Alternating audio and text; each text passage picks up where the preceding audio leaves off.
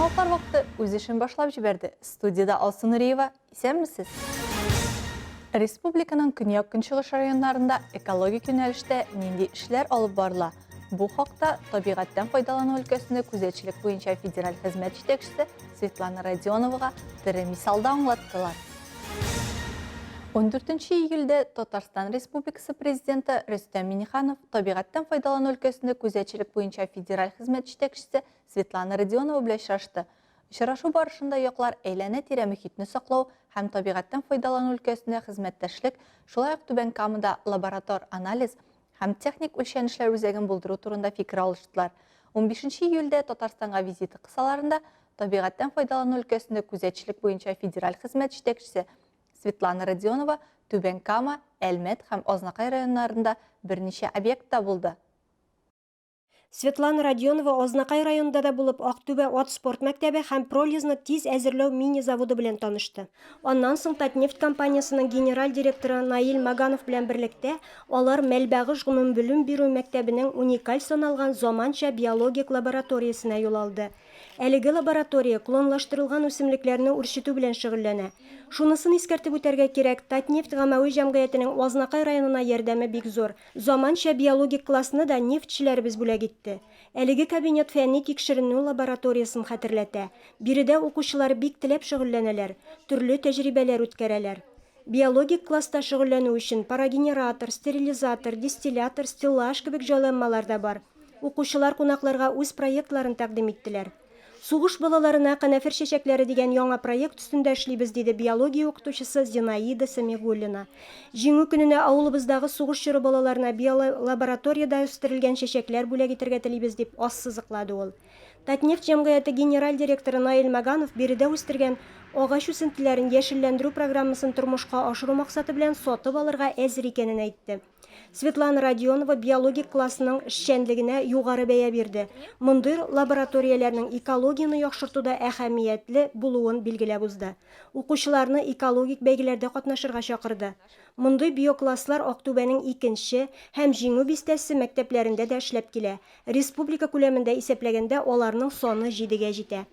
Илмира Шәрифуллина, Рөстәм Акбаров, Яңалыклар вакыты, Луч, Әлмәт телекомпаниясе.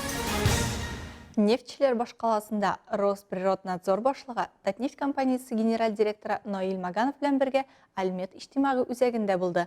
Һәм беренче гимназия мисалында Татнефть компаниясының биолабораторияләр булдыру тәҗрибәсе белән танышты. Лина Хәсәншина дәвам итә. Мы приветствуем вас, дорогие гости нашей гимназии. Гимназия номер 1 имени Резы Фахрдина – это инновационное учебное заведение, которое обеспечивает национальное обучение и воспитание детей. Әлмәт беренче гимназиясындагы биокласс һәм лаборатория Татнефть компаниясы бүләге. Алар тикшерү һәм практик эшчәнлек белән айрым алганда үсентеләрне вегетатив үрчү аша үстерү белән шөгыльләнү, укучыларга күз аллауларны киңәйтү һәм мәктәп программасы кысаларыннан чыгып уку өчен булдырылган. Биокласс тәҗрибә үткәрергә, мәсәлән, яфракның күзәнәк төзелешен өйрәнергә яки туфракның составын ачыкларга мөмкинлек бирә. Шулай ук бу лабораториядә балаларны мөстәкыйлькә, анализларга, нәтиҗәләр ясарга өйрәтергә була. Альмира Мутыйгуллина кунакларга үз проектын тәкъдим итте. Максаты сирень куагы өчен уңайлы мөхитне өйрәнү һәм сайлап алу. Альмира билгеләп үткәнчә, аның проекты туган төбәк экологиясына зур өлеш. Экология һәр кемнең эше конкурсы бара.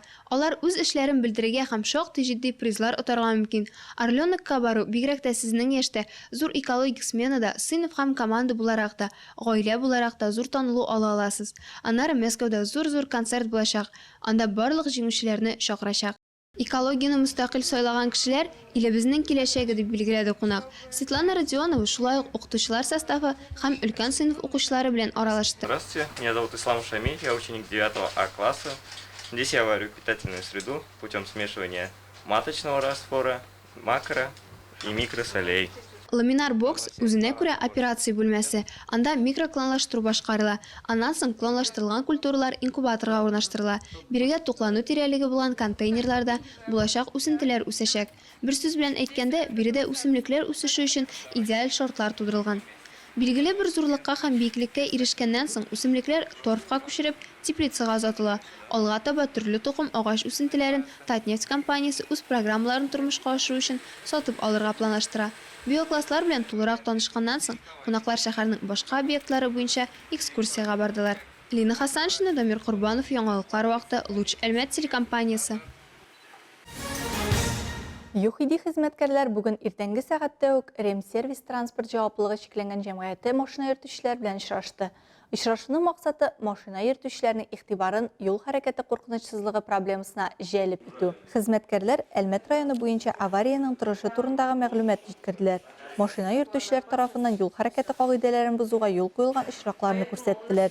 Юл транспорт һәлакәтләренең сәбәпләрен һәм шартларын билгеләделәр. Исерек хәлдә транспорт чаралары белән идарә итүгә юл куелмауга аерым игътибар бирелде. Соңыннан тематик видеороликлар күрсәтелде. Бу чараларны без һәрдаим төрле оешмаларда үткәрәбез. Максаты юл хәрәкәте иминлеге буенча профилактика үткәрү. Компания ПАО «Татнефть» при Центре обслуживания бизнеса создан. Татнефть компаниясе бизнеска хезмәт күрсәтү үзәгендә юл хәрәкәте иминлеген тәэмин итүче бүлек булдырды. Максаты юл транспорт хәрәкәтләрен булдырмый калу. Работа проведения обучения по годовому техминимуму по правилам дорожного движения, то есть напоминание, освежение памяти водителей по правилам дорожного движения. Шәһәр паркында Путь домой Үйгә юл хәйрия фондының концерты булды. Ансамбльләр һәм коллективлар 120 эт һәм 30 мәчене коткару өчен чаралар җыеп, сукбай хайваннарны яклау өчен чыгыш ясадылар. Тулырак мәгълүмат алдагы сюжетта. Аларны хәл итү өчен кешеләр берләшә һәм безнең дүрт аяклы дуслар өчен кешеннән килгәнчә тәрбияләү һәм стерильләштерү буенча эш алып баралар. Үйгә юл хәйрия фондының концерты моның ачык мисалы. Чараны оештыручылар булып волонтерлар һәм фонд җитәкчесе Фәридә Сибгатуллина тора. Создали фонд, добились... Үз йөземдә мин 2016 елдан бирле хуҗасыз хайваннарны коткару белән шөгыльләнүче 15 кыздан торган коллективны тәкъдим итәм. Мин нәкъ менә Әлмәт шәһәрендә яшәүчеләргә мөрәҗәгать итәргә теләр идем. Зинһар, түбәсез калган кардәшләребезгә карата түземлек күрсәтик. Алар да безгә нәкъ шулай карыйлар. Әлеге чараның кунакларында фонд карамагындагыларга ярдәм итү мөмкинлеге бар иде. Бүтән программа буенча җыелган акчалар терлек азыгы сатып алуга тотылачак. Хәйрия фондының соңгы аккордларының берсе булып волонтер Альбина Низамованың шигыре яңгырады. Под звук ледяного дождя было сердце разорвано в клочья. Волонтера. Коробку найдя. Взяли домой животное. Әгәр сез йорт хайванын алсагыз, сез аның тормышы өчен җаваплы. Кызыгы бетте дип урамга чыгарып ташлый алмыйсыз. Кызганычка каршы бездә карамакта андыйлар да бар. Үйгә юл фонды эшләгән дәвердә волонтерлар 700-дән артык хуҗасыз хайванга ярдәм күрсәттеләр. 2016 елдан агымдагы елның февраленә кадәр 400-дән артык эт һәм 350 тирәгә якын мәче стерильләштерелгән. Даими рәвештә фондка хуҗасыз хайваннарны стерильләштерү өчен шәһәр халкы да мөрәҗәгать итә. Бу очракта фонд аларга Әлмәт ветеринария клиникаларының берсендә ташламалы операция ясау мөмкинлеге тәкъдим итә. Алсу Нуриева, Милана Тахирова, яңалыклар вакыты, Луч Әлмәт телекомпаниясе. Алтын алма турында әкиятләр Әлмәттә 5 еллык паблик арт программасы. Проект Татнефть компаниясе инициативасы буенча тормышка ашырыла һәм стрит артны тикшерү институты тарафыннан гамәлгә ашырыла. Проект нефть төбәге тарихы һәм аның халкы турында гомуми маршрут белән тоташтырылган стенага күчерелгән эпос булып тора. Рәссамнар иллюстрацияләгән барлык тарихлар Әлмәт районында җыелган яки Татарстанның гомуми мәдәни тарихи мирасы фрагментларына гыйбарәт. Бу якшәмбе 18 июльдә Әлмәттә нефть башкаласы халкы һәм кунаклары өчен алтын алмалар турында әкиятләр дигән паблик арт программасы объектлары буенча бушлай экскурсия узачак. Мавыктыргыч сәяхәт сәгать 2дә башлана.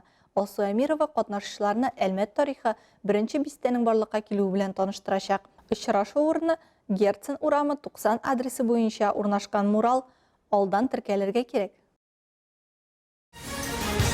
Бу сезгә җиткерәсе соңгы мәгълүматыбыз иде. Мин Алсу Нуриева һәм монтажер Илдар Гимаев сезнең белән саубуллашабыз. Игътибарыгыз өчен рәхмәт.